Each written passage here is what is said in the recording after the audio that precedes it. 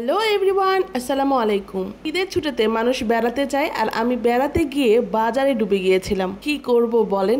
যাই হোক, বেড়াতে যাওয়ার পরে যখন এমন একটা সুন্দর খোলামেলা জায়গায় বাজার দেখি আর সেখানে যদি তরতাজা সব শাকসবজি পাওয়া যায় তাহলে আর নিজেকে কন্ট্রোল করতে পারি না। এই মহিলা মানুষদের এক দোষ, যেখানেই দেখবে সাংসারিক জিনিসপত্র সেখানেই সে আটকে যাবে। বাচ্চাদের নিয়ে ঈদের ছুটিতে একটু খোলামেলা কোনো জায়গায় ঘুরতে মন চাচ্ছিল, তো এইখানে যাওয়ার পরে এত সুন্দর খোলামেলা জায়গায় বাজার দেখে আমি তো একদম স্তম্ভিত হয়ে গেছি। কি নাই এই বাজারে, সব ধরনের দুর্লভ ফলগুলো কিন্তু এখানে আমি দেখতে পেরেছি।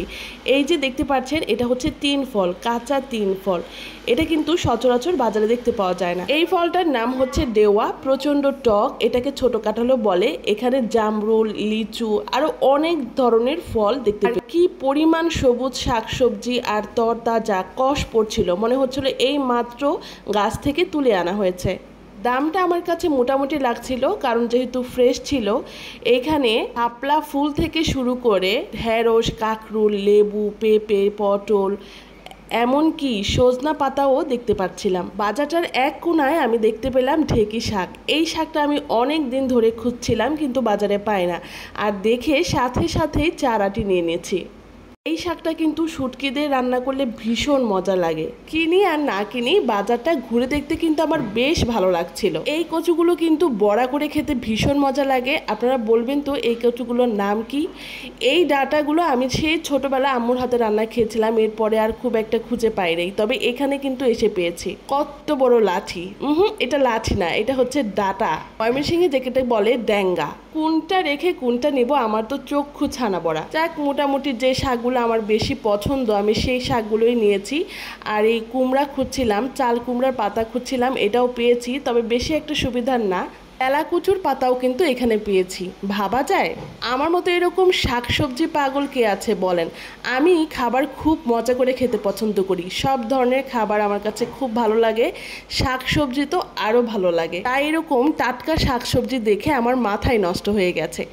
অনেক ঘোরাঘুরি করলাম, বাজারে অনেক কিছু দেখলাম, কিনলামও অনেক কিছু। শেষে চোখে পড়লো কলার থোড় বা মোচা। এইটা খেতে কিন্তু আমার ভীষণ পছন্দ, তাই আর দেরি না করে একটা নিয়ে নিলাম। দুইটা নিতে চেয়েছিলাম, কিন্তু মানুষ আমরা কয়জন, কে আর খাবে আমি ছাড়া, তো একটা নিয়েছি। তো এখানে নুনালসাও কিন্তু আছে। অনেক বাজার করতে করতে আমরা এখন খুবই ক্লান্ত। আমরা এখানে কিছু ভাজাভুজি খাচ্ছিলাম। তো শেষে আসার পথে আমি এখানে ঘাটকুল পাতা নিয়েছি একটু ভর্তা খাবার জন্য। তো অনেকক্ষণ ঘোরাঘুরির পরে কিন্তু প্রায় সূর্য অস্ত যাওয়া অবস্থা। এখন আমাদের বাড়ি ফিরতে হবে। একটা অটো নিয়ে ট্যাং ট্যাং করে বাসায় চলে আসছি। আর বাসায় এসে তো বাজারগুলো গুছাইতে হবে, রান্না করতে হবে, আপনাদের সাথে ভিডিও শেয়ার করতে হবে। তো আমি এখানে ঘাটকুল পাতা কিনেছি, ফ্রেশ লেবু কিনেছি, ঢেঁকি শাক কিনেছি, তারপরে কিনেছি হচ্ছে কলার মোচা আর কুমড়া পাতা। মানে কি রেখি কি নিব আসলে আমি বুঝতে পারছিলাম না। তো যেটা আমি একদমই রেয়ার বাজারে পাচ্ছিলাম না সেগুলোই নিয়েছি। তো আজকের মতো ভিডিওটা এখানেই রাখবো। আপনারা পরবর্তী ভিডিও দেখার আগ পর্যন্ত ভালো থাকবেন, সুস্থ থাকবেন, আমার জন্য দোয়া রাখবেন। আল্লাহ হাফেজ, আসসালামু আলাইকুম।